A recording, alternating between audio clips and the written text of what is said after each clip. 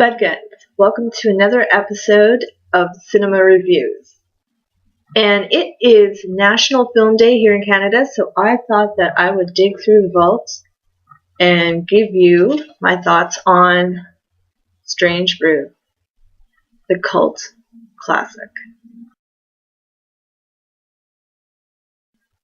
So this is the 1983 comedy cult classic starring Dave Thomas and Rick Moranis as Bob and Doug McKenzie. Now, the surface plot of this movie are two bumbling idiots who lose their dad's beer money and decide they are going to con their way into a free case of beer. They take an empty beer bottle with a mouse in it and go to the beer store demanding a free case of beer, and the guy at the beer store tells them to go to the brewery, to the company, and take their complaint, to the top. So they do this. They show up without an appointment, kind of bribe their way with the secretary, each giving her donuts.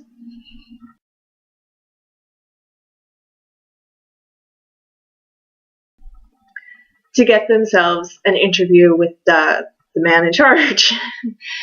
So they end up walking in the middle of what is basically a hostile takeover.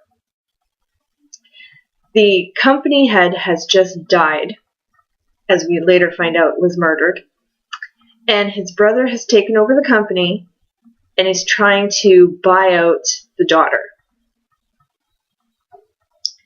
They walk in the middle of this, and instead of being just given their couple of cases of beer for free to kind of have them go away, because of what they see and overhear, the head of the company, the new head of the company, has decided to give them jobs on the line to kind of shut them up. They then end up getting blamed for the daughter being kidnapped.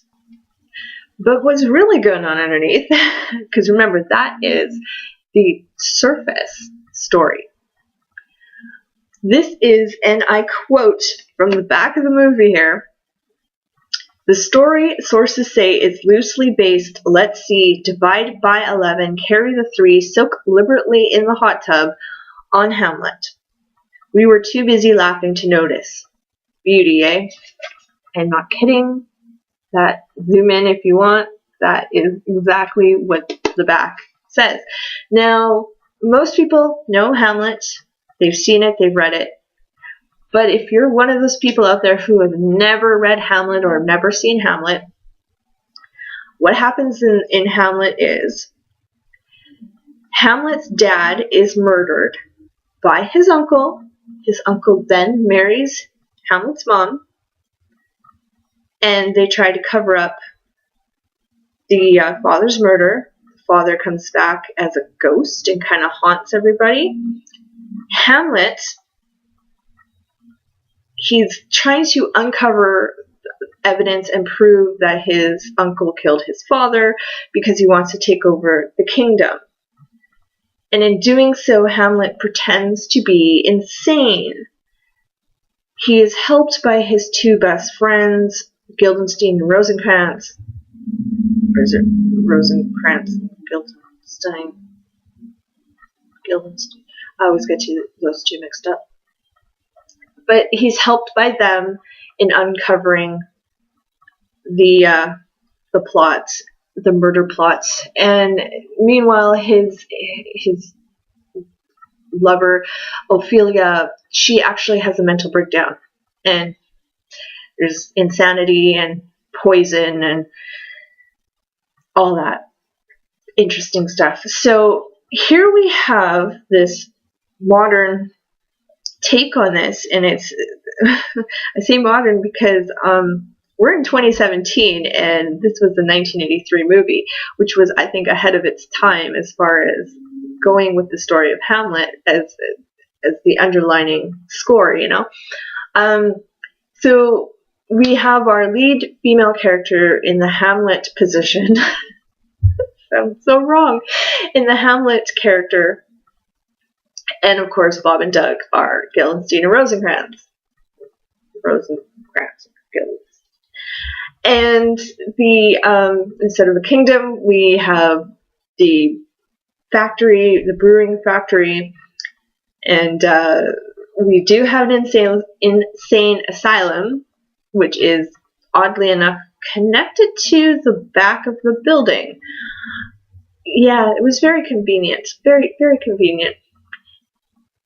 So our three heroes actually end up in the asylum at one point with the other inmates who they're being mind controlled.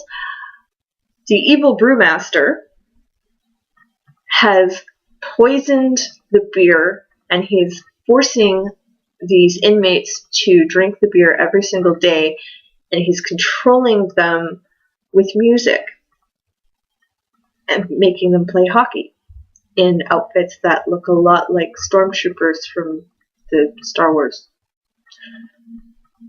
You know, Star Wars was the thing at the time. And we learn that this is just a test before shipping the poisoned beer off to the general public, which he plans on doing at Oktoberfest, so that he can mind control everybody on the planet. So our heroes have to save the day. I have to say, I have tried doing this review like 10 times, and I keep laughing in the middle of it, so it might be a bit choppy here.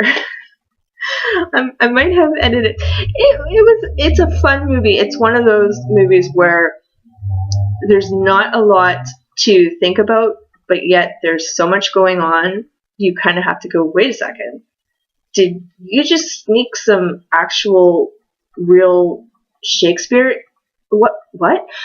And I have to admit, this was the first time that I had ever seen or heard anything in Shakespeare, and I think it might be why Hamlet is the one story in Shakespeare that I identify with.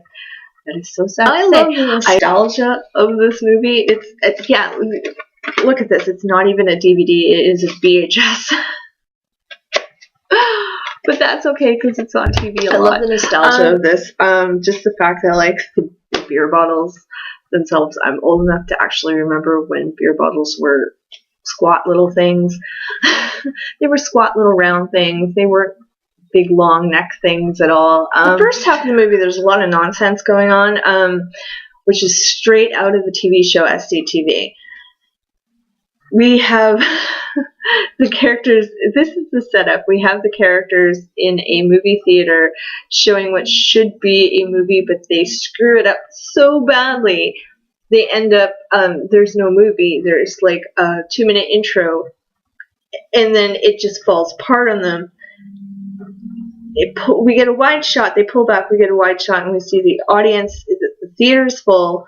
The audience is there throwing stuff at the screen because they feel they've been ripped off, and our two heroes, Bob and Doug McKenzie, have to go running out of the building in fear of their lives. And then we see them kind of get cornered by this guy and his two kids, so they hand over the last $15 they have in their pocket to kind of like, here you go. And that sets off the, there was Dad's beer money and way to go, hoser, you know. Cut to a scene of them kind of fighting over they get home, they each grab a beer, their dad tells them, save me a beer. They have just given the last beer to the dog. And there's this really funny but really disgusting scene where they're then fighting with the dog to get the remaining beer that's in the dog bowl to put it in a glass, and it's just gross.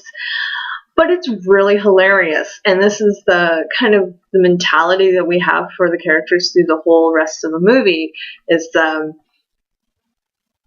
survive and don't look like an idiot, even though you really know you're an idiot type of thing. I'm Art of Blood. That's it for this week. Please tune in again next time. Tune in often. Subscribe if you haven't. Comment, show me some love, and I will see you next time. Creeping screams.